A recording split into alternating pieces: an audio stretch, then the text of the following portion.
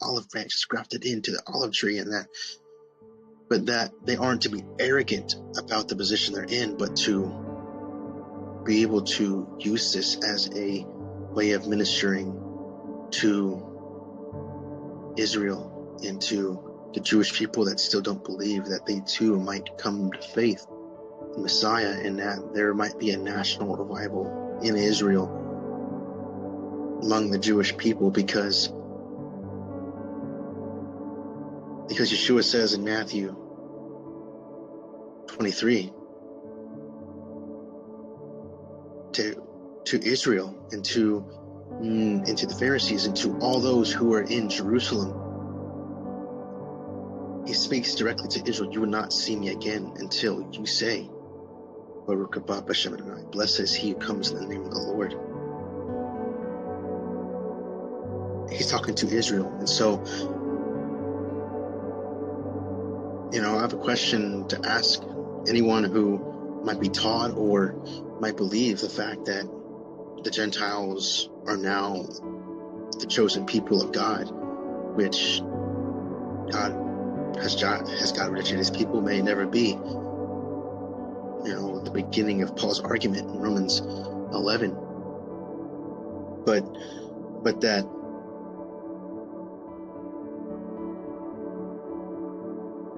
the question is that if Yeshua himself, the Jewish Messiah, the one who is promised, the one who is prophesied to come from the seed of Abraham,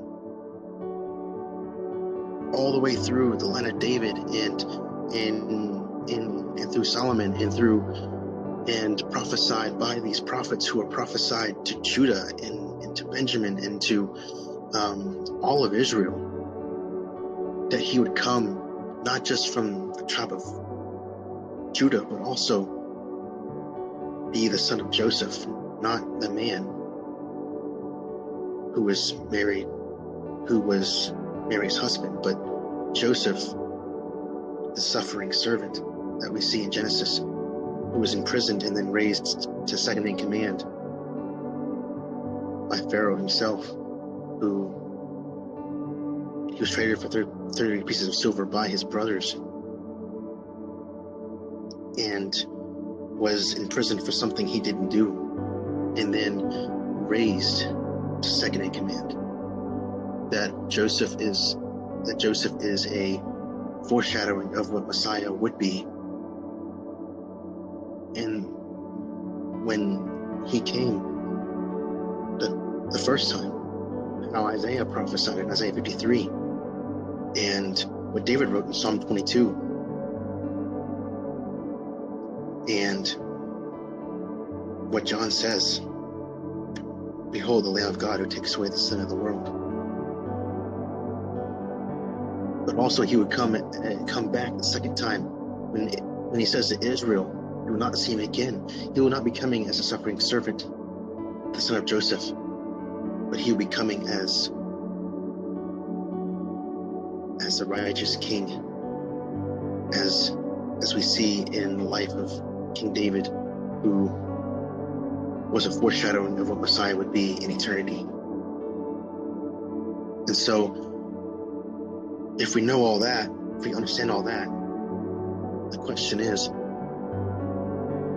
how can we believe that the Gentiles have replaced Israel if Yeshua himself speaks to Israel and says, you will not see me again? And so, if Israel has been forgotten, has been replaced, there is no hope for redemption, because Yeshua will not ever come back if Israel does not get saved. And so it's not saying that Israel comes to faith and then is converted to Christianity. No. Do you lose your Jewishness when you come to faith? No. Why would a Jewish person who comes to faith in the Jewish Messiah lose his Jewishness?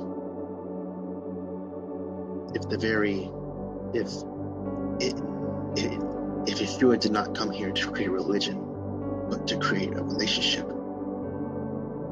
And so, Yeshua did not come here to create a religion, Man created the religion.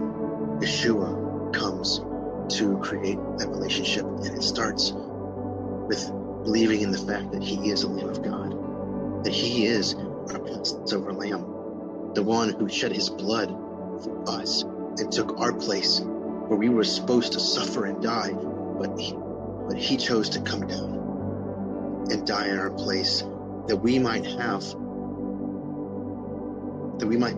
become the first fruits of God, as it says in the epistles, as it says in the new covenant.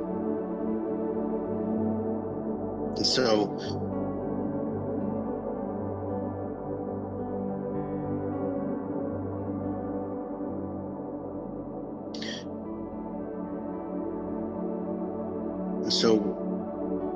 this verse is meant to point us back to Yeshua, to show us that Yeshua is the only way to God, and that he is the Son of God, that he is God. And that the only way to come to salvation, eternity, where it is guaranteed for us, is to believe on the Son of Man, the Son of God, who was crucified for us, who shed his blood. And so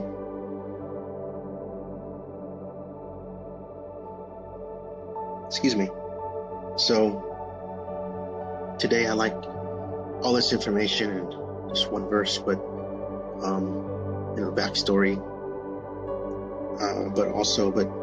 but that Passover, as God says in Leviticus, would mark the first month of the year for you. And so according to the biblical calendar, Passover is in the first month of the year. And so we see that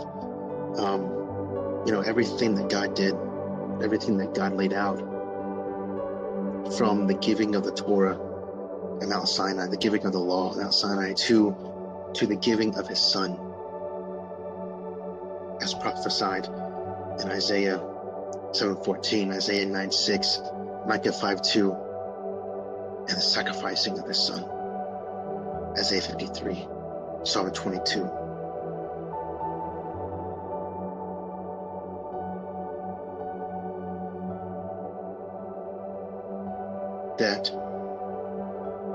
That this was the plan he had all along, from the very beginning, before the foundation of the world. Ephesians 1 says, before the foundation of the world, we were predestined to be sons and daughters of God. The First Peter continues and also says that those who come to him are now set apart, are now part of his royal priesthood, that we are now co-heirs with Yeshua's inheritance. And what is Yeshua's inheritance? Hebrews 1 tells us that God created all things for his Son. The universe and everything in it, God created for his Son. And so all those who come to faith in Messiah, who trust in his sacrificial death, the finished work of Messiah, that not only did he die, but on the third day rose again, is now seated at the right hand of God, interceding for us.